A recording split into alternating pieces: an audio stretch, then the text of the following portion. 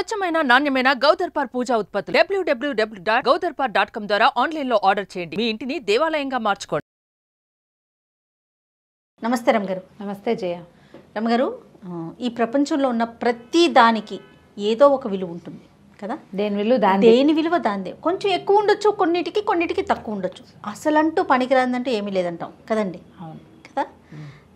కానీ కొన్ని సందర్భాల్లో అసలు దీనికి ఏం లేదు కదా అనిపించేస్తుంది. కొన్ని అమ్మ దీనికి చాలా ఉంది కదా అనుకుంటూ ఉంటాం. ఈ వ్యత్యాసం ఎట్లా? అవి ఇలా సందర్భాన్ని బట్టి జయ. మనకేం ఉపయోగపడదని పక్కన పారేస్తామా, సడన్గా 2-3 ఏళ్ల తర్వాత అదలాంటిది ఎక్కడో ఉండాలి అని మనకు అదే అవసరం పడుతుంది. ఆ ఒక్క చిన్న వస్తువు, ఇంత చిన్నది, ఇప్పుడు అక్కర్లేదని తీసి పక్కన పెట్టుకున్నది మనం గుర్తుండదు మనకి కదా. మంచి పిల్లలకి ఇలాంటివి చెప్పాలి మనం. కథలు చెప్తే ఈ విషయంలో భలే గుర్తుపెట్టుకుంటారు. మళ్ళీ మంచి చందమామ కథ ఉంది, మేకు విలువ. మేకు చెప్పండి. పూర్వం అంటే ఒక పల్లెటూరులో ఒక గోవిందుడు అని ఒక అతను ఉండేవాడు. ఈ గోవిందు తండ్రి ఒక తత్వజ్ఞాని. ఆయన దేని విలువ దానికే ఉంటుందిరా, విలువ లేదంటూ ఏది ఉండదు, ప్రతిదానికి ఏదో ఒక ఉపయోగం వస్తుంది, ఎవరో ఒకళ్ళకి ఉపయోగపడుతుంది, ఏది వృధాగా పోనివ్వకూడదని చెప్పేవాడు. అయితే వీళ్ళకేం పొలం పుట్రా ఏం లేవు, ఏ రోజు కష్టం ఆ రోజే ఏదో పని చేసి వాళ్ళకి వీళ్ళకి ఏమైనా పనులు చేసి పెట్టి వచ్చిన డబ్బులతోటి పక్కనే ఉన్న చిన్న పట్టణమే అక్కడికి వెళ్ళి సంతలోకి వాటికి వెళ్ళి సామాన్లు తెచ్చుకుని వాడుకునేవారు. ఇంట్లో భార్య పిల్లలు ఉన్నారు. అయితే ఎప్పటి సరుకులు అప్పుడే కొనుక్కోవాలి, నెలకోసారి కొనుక్కునే సత్తా లేదు. ఏ రోజు డబ్బులు వస్తే ఆ రోజు సామాన్లు కొనుక్కు తెచ్చుకుంటారనమాట. అయితే ఒకరోజు ఏమైందట, ఈ గోవిందుడు ఎటగొట్టా పని చేసుకుని సంసారం ఈతున్నాడు. చిన్నపిల్లలు, భార్య కూడా ఏదో చేతనైన పని చేస్తుంది, ఇద్దరు కలిసి లాగుతున్నారు. ఇతను ఒక అడవిలో నడిచి వెళ్తున్నాడు. సంతకెళ్ళి ఏవో సామాన్లు తెచ్చుకోవాలి, కొంచెం డబ్బులు ఉన్నాయి. వెళ్ళే దారిలో ఏమైందంటే, ఒక గుర్రం వేసుకుని ఒక ఆయన వెళ్తున్నాడు. ఈ గుర్రానికి ఈ రికాబులు అవి కట్టే చోట ఒక మేకులు ఉంటాయి కొన్ని. మరి ఆ మేకో లాడం మేకు అని రాశారు కథలో. అది నాడా దగ్గర ఉండే మేకో, ఒక సేల్ లాంటిది. అంత మేకు రాలి పడిపోతే ఇతను చూసి అన్న మీరే మేకు పడిపోయింది ఆగాని చప్పట్లు తెరిచాడు. ఆ గుర్రం మీద ఉన్న ఆయన ఎవరు? ఆ దేశపు మంత్రి గారి అబ్బాయి. మేకుతోటి ఏం పోయింది? మేకే కదా, ఏం పోతుంది అని చెప్పి అది బహుశా రికాబు కాలు పెడతారు చూసావా, అక్కడ ఉండాల్సిన మేకు. వెళ్ళిపోతాను ఏం కాదులేని చెయ్యి ఊపాడు, పర్వాలేదని. ఇతను ఏం చేశాడు, మేకు దాన్ని తీసి చేత్తో పుచ్చుకున్నాడు. దట్టి ఉంది, నడువుకి ఏదో కట్టినాడు, అందులో దోపి పెట్టుకున్నాడు. దేనికైనా యూజ్ అవుతుంది లేని వాళ్ళ నాన్న చెప్పాడు కదా, పారేయకూడదు, వాడుకోవాలి, ఎప్పటికైనా యూజ్ అవుతుందని. సరే, ఈ ముందుకి వెళ్తున్నటువంటి మంత్రి గారి అబ్బాయి ఆ రికాబు కాలు పెట్టే చోట వదిలైపోయి ఎగిడి దిగిడి అయ్యి గుర్రం అస్తావ్యస్తంగా అయ్యింది. దాంతో దిగి నడిపించడం మొదలుపెట్టాడు. అప్పుడు తెలిసింది ఆయనకి, అయ్యో మేకో అని వాడు ఎవడో కేకేశాడు, మేకే కదా అనుకున్నాను, దీనివల్ల ఇలాంటిది వచ్చింది. ఇప్పుడు ఆ గుర్రం మీద కూర్చునే పరిస్థితి లేదు, వెసులుబాటుగా లేదు. సరే కానీలే, ఇంకా కొంత దూరమే కదా అని గుర్రం దిగి దాన్ని మెల్లిగా నడిపించుకుంటూ తీసుకుపోయాడు. ఈ నడిపించుకుంటూ వెళ్తున్న మంత్రి గారి వెనకాల నుంచి ఒక దొంగల గుంపు కొంతమంది వెళ్తున్నారు. వాళ్ళు ఏం చేశారు, ఈయన వెనకాల పరిగెత్తుకొచ్చారు. ఈయన గుర్రం మీద ఉంటే పారిపోయేవాడు, నడిచి వెళ్తున్నాడు కదా, దొరికేసేసరికల్లా వాళ్ళు ఏం చేశారు, 2 దెబ్బలు కొట్టి మెడలో ఉన్నవి చేతులకు ఉన్నవి ఆభరణాలు చక్కగా మంచి గంగరక్క కదా, మంత్రి కొడుకు కదా, అవన్నీ ఓడలాక్కున్నారు. ఆయనకి గుర్రం మీద 2-3 సంచులు ఉన్నాయి, డబ్బు ఉంది, మొత్తం ఓడలాక్కున్నారు. ఇతను అరిచి కేకలు పెట్టకుండా బాగా మెత్తగా తన్ని నోట్లో ఒక చిన్న గుడముక్క కూరి ఒక పక్కకు తోసేసి వాళ్ళ దారిని పడిపోయారు. గోవిందుడు ఆయన పని అయిపోయింది. ఈ గోవిందుడు మేక పుచ్చుకొని మెల్లిగా నడిచి వెళ్తుంటే ఎక్కడి నుంచో ఏడుపులు మాటలు వినపడుతున్నాయి. ఎవరో ఏడుస్తున్నారు, మాటలు వినపడుతున్నాయి. సరే ఏవో కాదు, గందరగోళంగా ఏడుపు కూడా కాదు, అదొక రకమైన ధోరణి. ఇప్పుడు ఏం చేయాలని ఆక్రోశం వెళ్ళబోస్తున్నారనమాట. వెళ్ళబోతుంటే ఇతను అటు వెళ్ళాడు, ఎవరో చూద్దామని. చూస్తే ఒక కోటీశ్వరుడు ఒక ఆయన మంచి ఎద్దుల బండిలో బయలుదేరాడు. ఎక్కడ ఆ బండికి సీల ఉంటుంది కదా, చక్రాలు బండికి నిలబెట్టి ఇట్లా కరిపిస్తారు, దానికి కరిపించి ఆ బండి చక్రం ఊడి రాకుండా ఉండడానికి ఇక్కడ ఒక మేకు పెడతారు, శీల. అక్కడి నుంచి ఎవరు బాబు ఏమిటి అంటే, నాయన పక్క ఊరికి ఏదో పని మీద వెళ్తున్నాను, మరి అవకాశం పోయింది, సడన్గా ఇదేమో విరిగిపోయింది, బండి ఎట్లా ఆగుతుంది? ఎడ్లు గిడ్లు అన్నీ బాగానే ఉన్నాయి. మామూలుగా ఏంటంటే వసికర్రలు ఏవో ఉంటాయి, ఒక కర్ర విరిచి ఓ పుల్ల పెట్టినా సరిపోతుంది. ఇది గూడు బండి. సామాన్లు మోసుకెళ్లే బళ్ళకైతే కనుక వసికర్రలు ఉంటాయి, ఒక బద్ద విరిచిపెట్టినా సరిపోతుంది. ఈ బండి ఏమో అందంగా అలంకరించిన గూడు బండి, ఎక్స్ట్రా కర్ర పుల్ల ఏమీ లేదు. ఏమో ఏదైనా ఒక మేకు లాంటిది ఉంటే చూడు బాబు దీనికి పెడదామంటే, ఇతను దట్టిలో పెట్టుకున్నాడు కదా, బాబు ఈ మేకు తీసుకోండి అని ఆ మేకు పెట్టాడు. ఎక్కువ దూరం ఏం వెళ్ళక్కర్లా, కొంత దూరం గ్రామ సావిడ దాకా వెళ్ళిపోతే అక్కడ ఏదో రిపేర్ జరుగుతుంది. ఇక్కడేం చేస్తాడు, రోడ్డు మీ అడవి మధ్యలో ఆయన, పైగా ఏదైనా పులి పుట్రా లాంటిది ఏదైనా వస్తే గొడ్లు బెదిరిపోతాయి, వేడ్లున్నాయి కదా.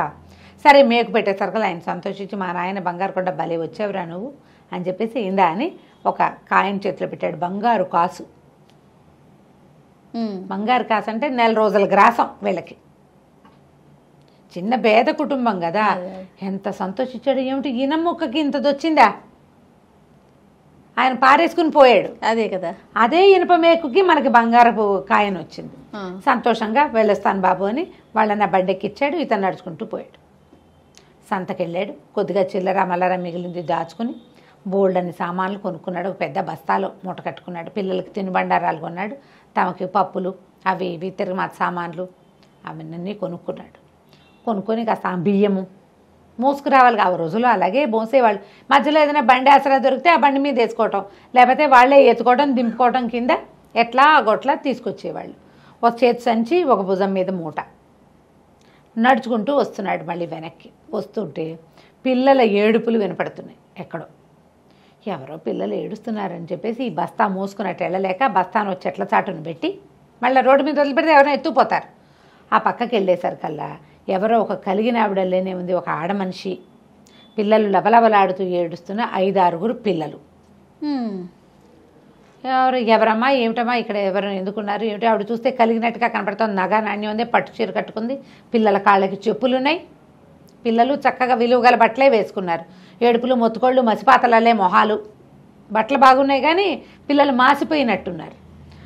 నుంచి అడిగాడు ఎవరమ్మా ఏమిటంటే, మొన్న సాయంత్రం వ్యాఖ్యాళికని అడవిలోకి వచ్చాము, అంతా సరంజామాతోటే వచ్చాం.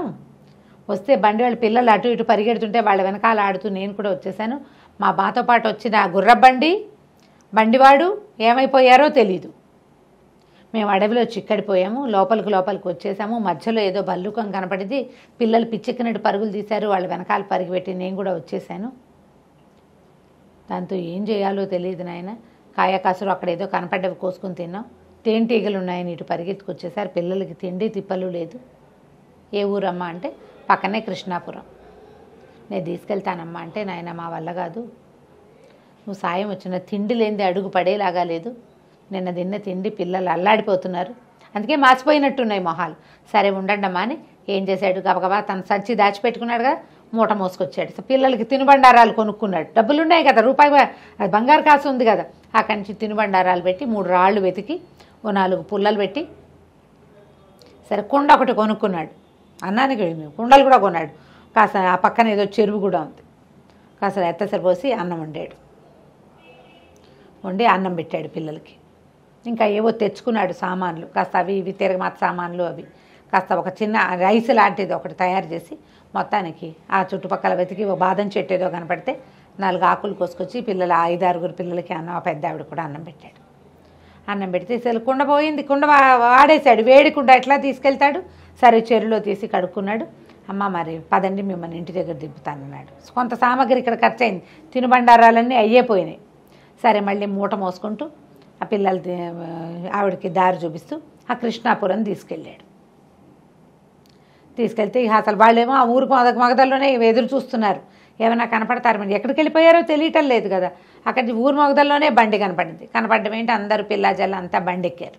తీసుకుపోయాడు ఊళ్ళోకి. ఇతన్ని కూడా తీసుకెళ్లారు. మా ఇంటిరా మా వారికి చూపిస్తాను నిన్నంది. వెళ్ళాడు, ఈ అబ్బాయి సహాయం చేశాడు, తీసుకొచ్చాడు, కాస్త అన్నం వండి పెట్టాడు అని చెప్పి, సరే ఇతనికి మళ్ళీ దివాణంలో చేసినవేవో తినుబండారాలు మూట కట్టించారు. పిల్లలకి పట్టుకెళ్ళమని ఆవిడ ఒక 8 నాణేలు ఎత్తి బంగారు నాణేలు చేతిలో పెట్టి, మళ్ళీ భర్తను అడగల, ఆవిడకే చెంగును మూట కట్టున్నవి తీసి చేతిలో పెట్టింది. ఏదో బయటికి వెళ్తూ కట్టుకుంది, అవి భర్తను అడగల, లోపలికి వెళ్ళి తీసుకురాలా. వెళ్ళరా నాయన, ఎప్పుడైనా ఇటు వచ్చినప్పుడు కనపడుతూ ఉండు అని చెప్పింది. పండక్కి పబ్బానికి వచ్చి కనపడమంది, అంటే ఏమైనా ఇస్తారనమాట. బాగానే ఉంది. ఆ 8 నాణేలు పుచ్చుకుని ఒక్క మేకు ఇంత పని చేసింది అనుకుని మళ్ళీ తిరిగి వచ్చాడు. ఈ తిరిగి వచ్చే దారిలో ఏమైంది, ఎవరో మనిషి మూలుగుతున్నట్టు ఉండుండి వినపడుతోంది. ఏమిట్రా ఎవరో మూలుగుతున్నారని చూస్తే నేల మీద పడేసి ఉన్న మంత్రి గారి అబ్బాయి కనపడ్డాడు. ఓ, ఆయన అతి కష్టం మీద ఆ నోట్లో గుడ్డ కొడితే ఆ గుడ్డలోంచే మూలుగుతున్నాడు. ఆయన చూసి తెలవాడు, బాబు మీరా, అదేంటండి గుర్రం మీద వెళ్ళారు కదా, ఇక్కడ ఇట్ట పడిపోయారండి. నోట్లోంచి గుడ్డ తీసాడు, చేతు కట్టలు అవి ఊడదీశాడు. వాళ్ళు దాటిపోయే లోపల మంత్రి గారి అబ్బాయి ఊరు చేరిపోతే వాళ్ళు ఆనుపాను పట్టించేస్తాడు. అందుకని వాళ్ళు ఇతను కదిలి వెళ్ళకుండా కట్టేశారు. వెంటనే అబ్బాయి, బాబు నేను మేకు అని అరిచాను కదండి, మీరేమో వినిపించుకోకుండా వెళ్ళిపోయారు. మేకు లేకపోవటం వెళ్ళలేరా, నాకు తిప్పలు వచ్చినాయి. గుర్రం కూడా తీసుకుపోయారు వాళ్ళు. ఓకే, వాళ్ళు గుర్రాన్ని నడిపించుకుని తీసుకెళ్ళిపోయారు. ఆ ఊళ్ళో ఎక్కడో అమ్మేస్తారు దాన్ని. అక్కడి నుంచి వాడు తీశాడు, బాబు రండి మా ఇంటికి వెళ్దాం, ఇక్కడ దగ్గరేనండి, కొంచెం నడవాలి కాస్త అని చెప్పి, ఇక్కడ మంచినీళ్ళనే చెరువు ఉందని చెరువు దాకా తీసుకెళ్ళి మొహం గడికి మంచినీళ్ళు తాగిచ్చాడు.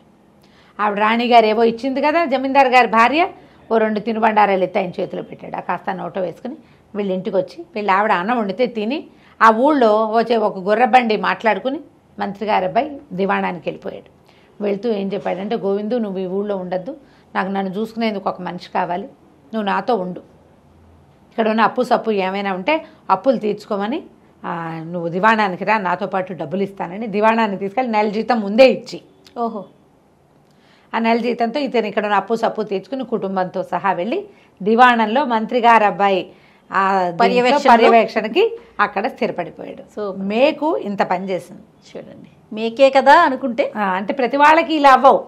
మేకు సమయానికి ఉపయోగపడుతుంది, అంతే కదా. వస్తువులు పారేయద్దు, ఇవి పారేసి మళ్ళీ అవసరం ఉన్నప్పుడు కొనుక్కోవద్దు. మిగిలినవి ఏవైనా మనం వుడ్ వర్క్ చేయించినప్పుడు, కరెంట్ పని చేయించినప్పుడు, ఏదైనా రాసుకున్నప్పుడు, బొమ్మలు వేసినప్పుడు మిగిలినవి వస్తాయి పిల్లలవి, ఏవో చిన్న పనులు చేసినప్పుడు వాటిని చక్కగా ప్యాక్ చేసి వాటి మీద పేరు రాసి పక్కన పెట్టుకోండి. రైట్, అవసరమైనప్పుడు వాడుకోవచ్చు. తప్పకుండా. చాలా బాగుంది రమ్మ గారు. నమస్తే. నమస్తే.